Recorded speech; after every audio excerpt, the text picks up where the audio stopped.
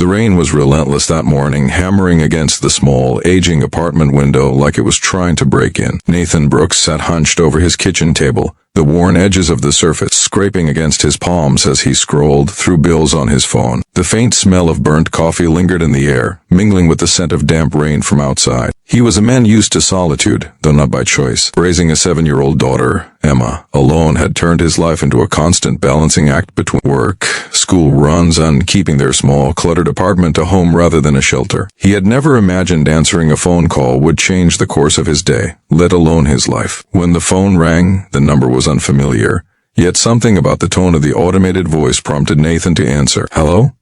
he said cautiously, his voice low and tired. "Is this Nathan Brooks?"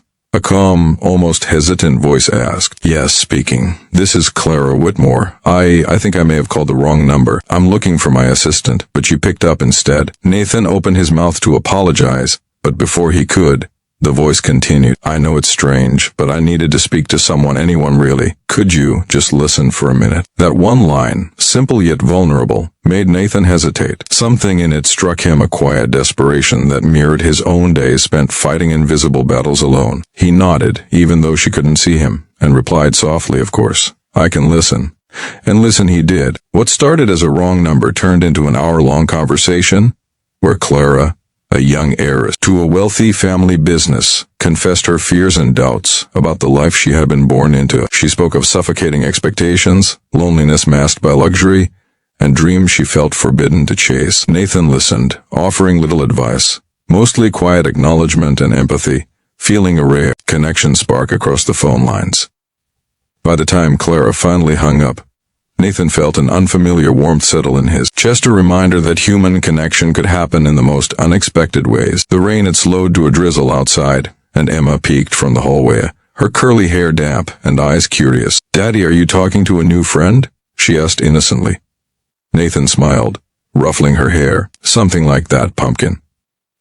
The next day brought its usual chaos. Nathan dropped Emma at school, grabbed a quick breakfast from a corner cafe, and rushed to his job as a mechanic. The world felt heavy and gray, the city streets reflecting puddles of exhaustion and routine. Yet, in the back of his mind, Clara's voice lingered like a soft echo. He found himself smiling at small moments, a kind word from a colleague, the warmth of sunlight. Through his greasy workshop window, the sound of Emma laughing in her classroom. For the first time in years, the weight of life felt lighter, even if just slightly. Days turned into weeks, and Nathan continued to receive calls from Clara. Always accidental, always timed oddly, but always filled with honesty. She would describe a window she had seen in an old bookstore, a painting that reminded her of a childhood memory, or a song that made her feel alive. Each call left Nathan a little more open, a little more willing to let the walls he had built around himself fall, if only slightly.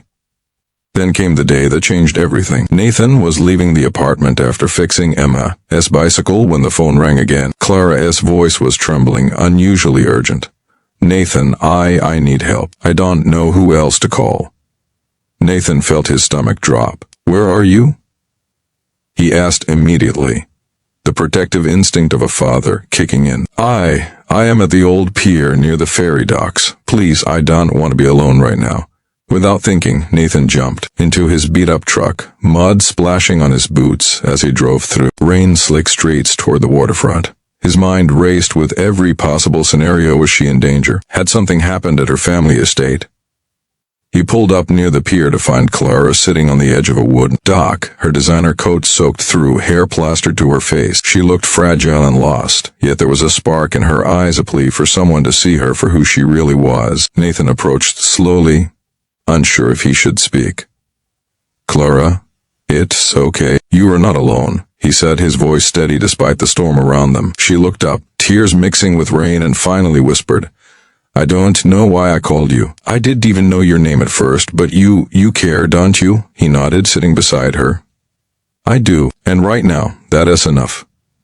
For hours they talked. Clara revealed the weight of her inheritance, the suffocating pressure to marry into another powerful family, and the suffocating isolation of wealth. Nathan shared his own struggles as a single dad, working long hours to provide a life for Emma, while never missing her milestones, no matter how small. The honesty between them was raw and unfiltered, the kind that only forms when vulnerability is met with empathy. By the time dawn broke over the harbor, painting the sky in muted pastels, Clara felt lighter, like a burden she hadn't realized she was carrying. It finally finally been lifted. She turned to Nathan, her voice soft and trembling.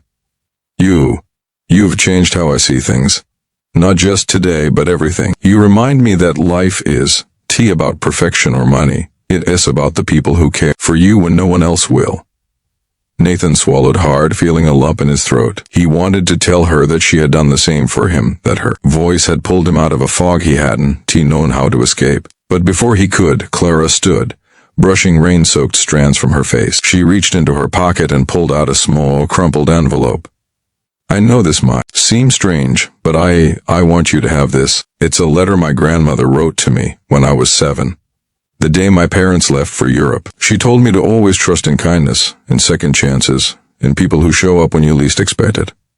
You showed up. Nathan looked down at Emma, peacefully asleep against his shoulder, and then back at Clara. He realized that life's beauty often comes in quiet, unexpected gesture, a hand reaching out, a letter given in trust, a heart willing to open. And in that moment, he understood that sometimes the wrong numbers lead to the right people, and the simplest acts of kindness have the power to rewrite destinies. Before we close this story, let's take a moment to celebrate those who always show up for others even when life gets messy. Their quiet courage makes the world brighter. If this story touched your heart, if Nathan and Clara's journey reminded you of the importance of kindness and human connection, please engage with this video, like, comment, and share. Let their story inspire more people to believe in second chances and the profound impact of empathy. Because in the end, love and kindness are rarely about grand gestures. They are about showing up when it matters most. And sometimes, that's all it takes to change a life forever.